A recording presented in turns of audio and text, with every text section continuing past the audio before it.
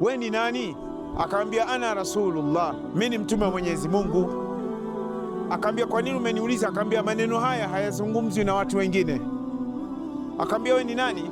Akamwambia mimi nimetoka Ninawa.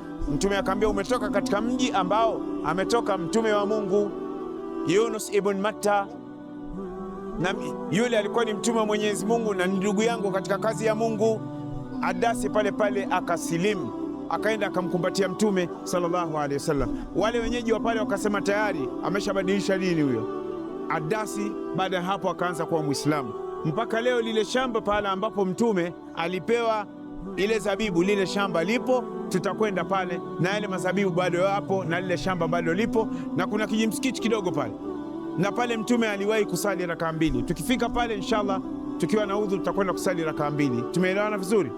Sasa hapa mnapopaona kwenye mti huu, ndio maana nikamwambia mnaweza mkapanda hapa. Kwa nini pamewekwa ukuta huu? Hapa ndipo amezikwa sahaba Abdullah ibn Abbas ibn Abdul Muttalib ibn Hashim radhiyallahu anhuma. Kaburi lake lipo hapo ndani, ndipo amezikwa. Amefariki mwaka wa 71.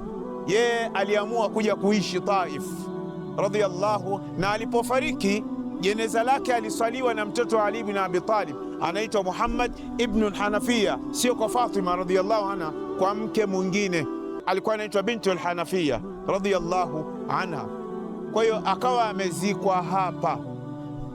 Kwa hiyo hili ni kaburi la Abdullah ibn Abbas radhiyallahu. Hapa hapajengwi chochote, hapajengwi chochote tangu wakati huo mpaka leo. Serikali ya Saudia jazahallahu khairan wameweka ulinzi na kuhifadhi pahala ambapo wamezikwa watu wema radhiyallahu. Mnaona hizi chupa za maji, huu uchafu ni sisi mahujaji tunapokuja hapa, yani watu wanamwaga maji na wanakuwa na mambo yao, wanafanya vitu vya ajabu ajabu. Humo ndani kuna karatasi nyingine zimeandikwa mambo ya ajabu.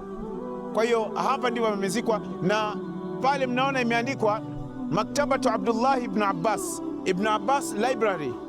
Sawa, Ibn Abbas Library. Pale kuna Kiingereza, kuna Kiarabu, kuna Kiindonesia, sijui kuna nini. Alafu huu ndio msikiti. Huu msikiti kwa nini umejengwa hapa? Huu msikiti kwa nini umejengwa hapa? Huu msikiti umejengwa hapa mwaka wa 7. Mtume alikuja hapa. Alipokuja hapa, baada ya kuwa tayari Uislamu una nguvu, ndipo alipoweka kikosi cha jeshi, akawa ameanza kuudhibiti mji wa Taif na kuanza kuwalingania, na vita ya Taif ilitokea hapa. Kwa hiyo ndipo palipojengwa huu msikiti ukaitwa Abdullah ibn Abbas.